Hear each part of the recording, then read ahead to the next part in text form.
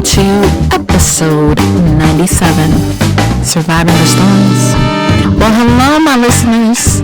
I am back, and as promised, I have new stories for you. I wish I could dive right into the show, but my heart is kind of heavy. Many of us have experienced some very recent deaths of some very beloved people, and I don't think that they were beloved just because they were celebrities. They had an aura about them, a genuineness about them that touched people everywhere. The first is Hayden Panettiere. We lost her on August 16th.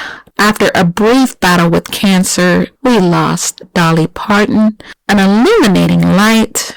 I grew up on Dolly Parton's music. It was the only music that my grandma let me listen to. I didn't have to sneak to listen to country music. I watched her movies. I watched her interviews. I honestly think the whole world loved Dolly Parton. There was nothing that you could hate about that lady. Nothing at all. And then today I wake up and I find that Tim Curry has died at 80. The original Pennywise in Stephen King's It. And in my book, he's the best Pennywise. No shade to the other guy, but Tim Curry was it for me. Saying goodbye to these incredible people fits perfectly into the title of this episode. I think everyone who has common sense is trying to navigate the storms of life. We're all just trying to survive. Not everyone has it together every single day, but the storms of life can be anything. Grief, health situations, job loss, anything that you're going through that may seem uncomfortable and you want it to end. But here's some light and love. Storms may be turbulent, destructive, and scary. They may do a bit of damage in your life, but here's the one thing I want you to hold on to. Storms are temporary. Yeah, eventually they pass, and the sun comes out, and it starts shining. That's the way of nature, and it's the way of life. So whatever you're going through right now, just know it is temporary. It won't be around to stay for long. All right? We landed a new country on our analytics, Nepal. Shout out to our friends in Nepal, and thank you for tuning in. And that leads us to our first stop. That's right, people. Fasten your seatbelts, because we're headed to the Nepal-China border. A devastating flash flood hit China and Nepal today, and it's being confirmed that more than 150 people have died. Some are missing, and this includes at least 47 Americans. Nepal's Prime Minister's office said search operations will continue into the night, and in addition to those 47 Americans, more than 300 foreign nationals are unaccounted for. And this storm was so incredibly devastating, it submerged villages and the Nepal-China border. So what caused it? A landslide blocked the Bote-Koshi River and sent a torrent of water downstream from China to Nepal. Some scientists believe a glacier may have broken off and fallen into the valley below, and that triggered, or at least compounded, the effect of the landslide. Some world leaders have sent messages of condolences and support, and they are European Commission President Ursula von der Leyen. She said Europe is ready to mobilize assistance, and her thoughts are with all that are affected.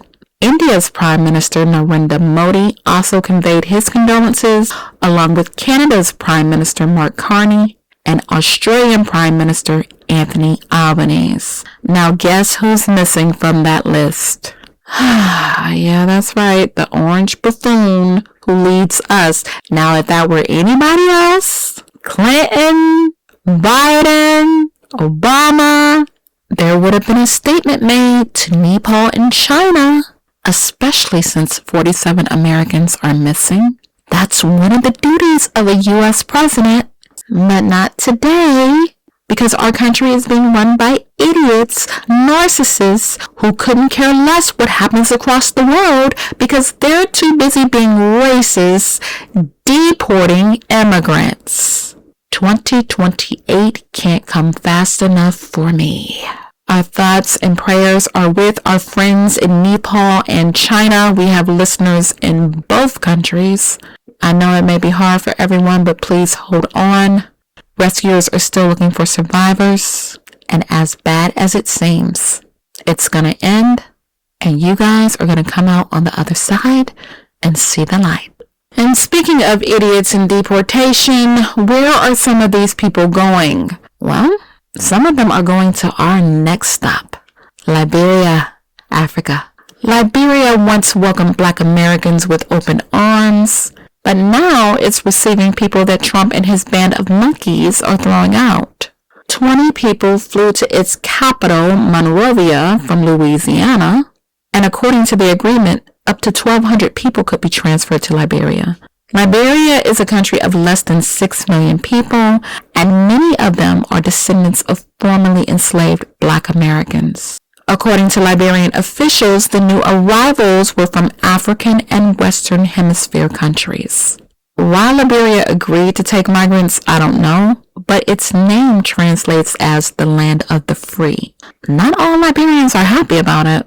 Fida Morris is 48, and she said, "This country is going through a lot, and having more people come in, can we handle all of this?"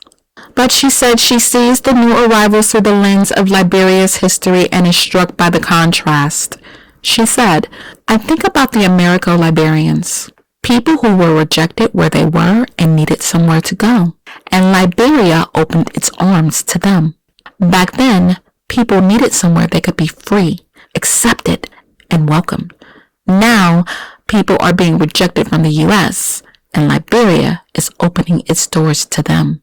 And the fresh transfer has already had some problems.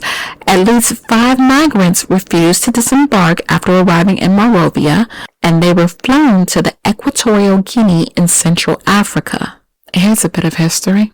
The first group of free Black Americans arrived in Liberia in the early 1820s, and over the next decades, thousands more made the journey, with the American Colonization Society helping to establish settlements along the West African coast. The U.S. State Department says about 16,000 Black Americans migrated to Liberia during the 19th century. Baby, let me tell you, if Trump could get every Black person out of this country, he would. But he can't. So there's that. But let's continue. The migration was, in a word, complicated. Some Black Americans saw Liberia as a chance to escape racism and build a new life, while others opposed the colonization movement and rejected the idea that free Black people should leave the U.S. Africans rescued from slave ships by the U.S. Navy were also brought to Liberia, and the settlements eventually formed the Republic of Liberia, which declared independence in 1847. Liberia has a lot of American influence. Its flag resembles ours, and its capital, Monrovia, was named after America's 5th president, James Monroe. Kamini Wessa is a former Liberian lawmaker, and he posed the question, can Liberia, a country still struggling with basic infrastructure and services, accommodate more people? Liberia fought a 14-year civil war that ended in 2003, and although they started to rebuild, some say the country still needs major investment. According to African Development Bank data, poverty levels remain high, and their youth's unemployment rate stands at 40%. According to Wessa, our country needs a great deal of support. We are short on medical facilities, and we have problems with education. He questioned how the country would manage an influx of people from abroad. They will have to go to the same hospitals, he said. You won't create a new hospital for them. There's no spare housing. We don't have existing housing to put new people in. But Liberian authorities say the arrangement is humanitarian and that the deportees will be treated as guests who can seek asylum or leave the country. Wesse has a different view. He said, I think the administration of U.S. President Donald Trump just sees this as a place to dump people. They want to take them off their hands and dump them in this country. And I agree. Here's a thought. What if there was a way we could start deporting MAGA? I know that would make me happy. They want to be in all white places so bad. Just get them out of here. Then we don't have to look at them. We don't have to hear them. Francis Dennis is a 71-year-old former president of the Liberia Chamber of Commerce. Using the technology and notes left by his father, he was able to trace his great-great-great-grandfather to Snow Hill, Maryland. He said the research also pointed him to the name of the vessel that carried his ancestor across the Atlantic to Liberia, along with its list of passengers. With regards from people arriving from the U.S. to Liberia, he doesn't believe their circumstances have to define what comes next. Dennis says, people may have their apprehension about a new life, but it's also an opportunity. Some may be happy, some may resent it, but it opens a new window, a new opportunity. The ball will be in their court. Are they going to seize it as an opportunity for a new start, a fresh start, a new life, or will they be thinking about the past? Here's my opinion. I don't agree with anybody being deported out of this country unless they want to be. If we want to start deporting people just for not being American, I have a very short list of names who can go first. The people that stole our private information and those who are trying to steal our democracy. And that's just my 2 cents. I think one of the best parts about this show is traveling to new countries with you guys. Just shooting the breeze and seeing how other people live. But it's not to expose differences. For me, it's about uncovering the things we have in common. Even though we may speak different languages or cook diverse recipes, when you get right down to it, the most intelligent of us are able to look past skin color or whether or not someone can speak English well. If we could just get past division, racism, misogyny, this world would be a much better place. I think misogyny highlights just how similar humans really are. The commonalities are there. We just have to open our eyes and see them. Another thing I like to do, shouting out businesses, especially those headed by Black women. And these 2 ladies that I'm going to introduce you to are exceptional. They are true diamonds, and they're working hard right here in North Carolina. The first little lady I'd like to shout out is one of my very dear friends and one of my beautiful models for 21 Blue Lash. If you go on our website, you'll see her beautiful face plastered all over it. She is Courtney Kersey. Well, she started a cleaning business in Youngsville. You can check her out on Facebook. It's KOURTNEYKERSEY. Be sure to check out her cleaning videos. When people are really stressed and going through it, cleaning is the one thing that gets behind. Let Courtney help you with this.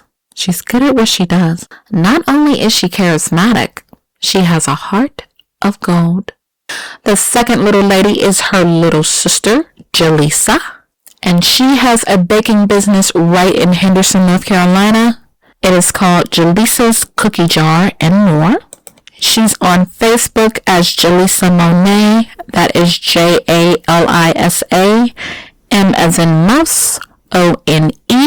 She's also on Instagram.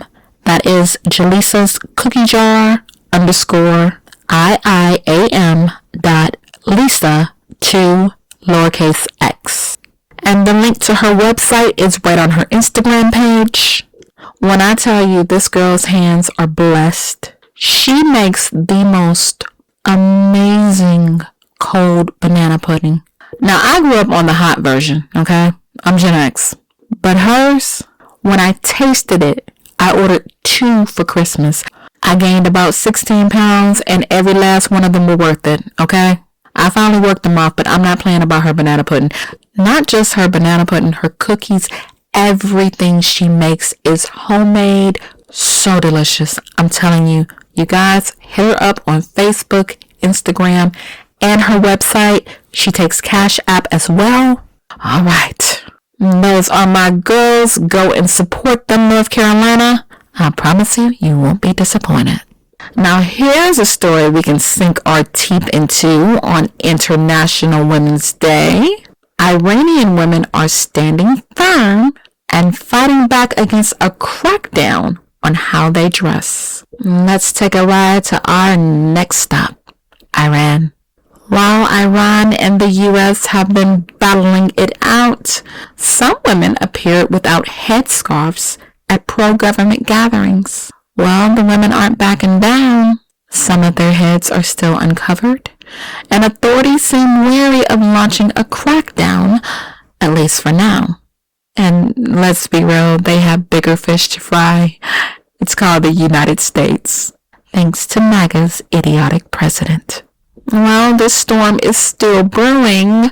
Some cafes and other businesses have been forced to close for failing to enforce rules on clothing. 4 years ago, Masa Amini died in police custody after she was detained on accusations she was improperly dressed.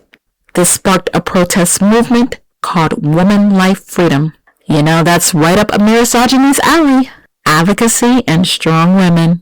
Unfortunately, the movement was suppressed. By the end of 2024, Amnesty International reported that the Iranian authorities were waging war on women and girls. But here's a bit of light. The protests had lasting consequences.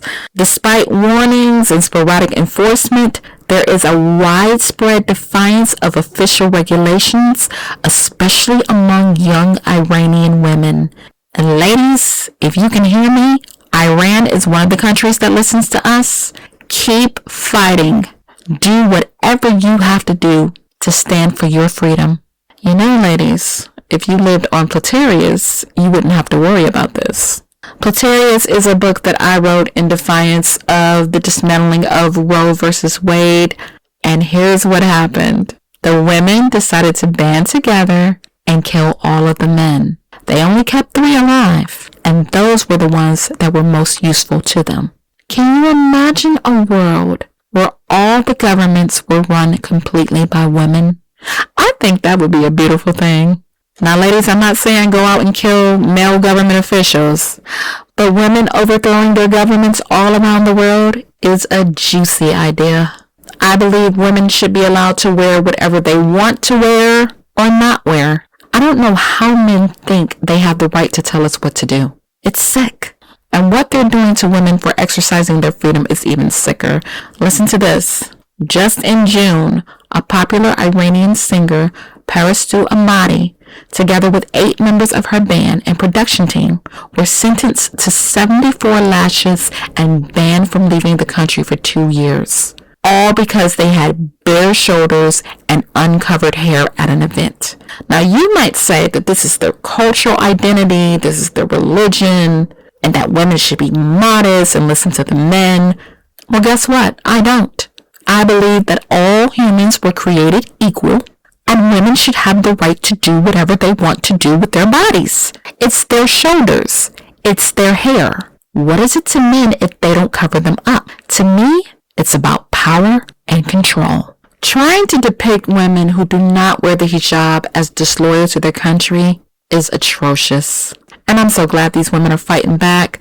I've seen social media videos that are showing young women on scooters wearing helmets, not headscarves. Why is that imperative? The government is yet to fulfill a promise that women will be issued licenses to ride motorbikes.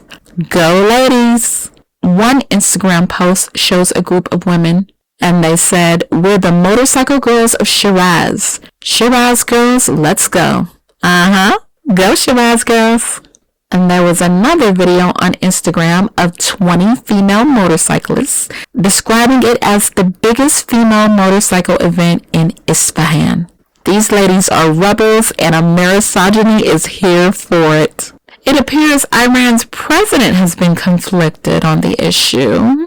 Masoud Pezeshkian, he says sometimes his own daughter disagrees with him. Does it mean I should force her? He asked. Changing behavior is a cultural matter. It's about belief. You can't create belief in people through force. Now he actually sounds as if he has some common sense. Former MP Amanabadi argued officials should focus on inflation and livelihoods instead of the hijab. Yep, he has common sense too. How can we get Platirius to the president's daughter? Let me think about this. Ladies, where there's a will, there's a way. One last bit of information on this story. Article 638 of Iran's Islamic Penal Code criminalizes women appearing in public without the Islamic hijab, although it does not precisely define what that means. Now, they would have had a much tougher law approved in 2024 that would have introduced a broader system of escalating penalties and surveillance, but it was stopped following intervention by the Supreme National Security Council. I think things are going in a positive direction for Iranian women. One woman in her 60s told media, "They still don't dare say anything to people on the street. Girls in Tehran are out and about wearing crop tops, shorts, and all kinds of clothes, and headscarves are practically no longer a thing." I don't think they can make these girls wear headscarves again. But then again, that's also what we thought when the revolution happened. We never thought they would be able to force us to wear them. But in the end, they did. Well, I hope they don't. Misogyny is for women's rights all around the world. We are for women exercising their freedoms. And even though our countries are currently at war, misogyny stands with all Iranian women who are standing up for their rights. Now, let's get ready for our last stop. There's another storm brewing across the globe. It's in South Korea. 4 missing people have been found dead on Jeju in 3 days. Authorities found the body of a man they say is in his 70s near eastern Jeju Island on Sunday. According to the Coast Guard, the man had been reported missing since Saturday, and they are investigating the exact cause of his death. Zhang Miran, a 37-year-old woman, has been missing since May, and she was also found on Jeju Island. On Monday, another missing person was found dead near a valley on the west side of the island. And on Saturday, a man in his 60s was found dead in the northeastern part of the island. Could South Korea have another serial killer on its hands? Now, the police officer in charge of looking for this man had prematurely closed the case, and that urged his family members to report him missing again. Unfortunately, he went from missing to deceased. South Korea, like any other country, has had its share of serial killers, and I wonder what is so fascinating about Jeju Island that all of these bodies are being found. Now, this is definitely a storm these families are caught up in, but hopefully the police can find the killer or killers before they take another life. Well, my listeners, you know I love sitting here talking with you, and I wish I had more stories to bring you, but I'm out of time. If you learned anything from this episode, you know what to do. Hit that follow button and listen to me on Podbean, Apple Podcasts, Spotify, Samsung, iHeartRadio, YouTube Music, and you can also listen to us on our Facebook page, 21 Blue Lash. I will be back with more stories.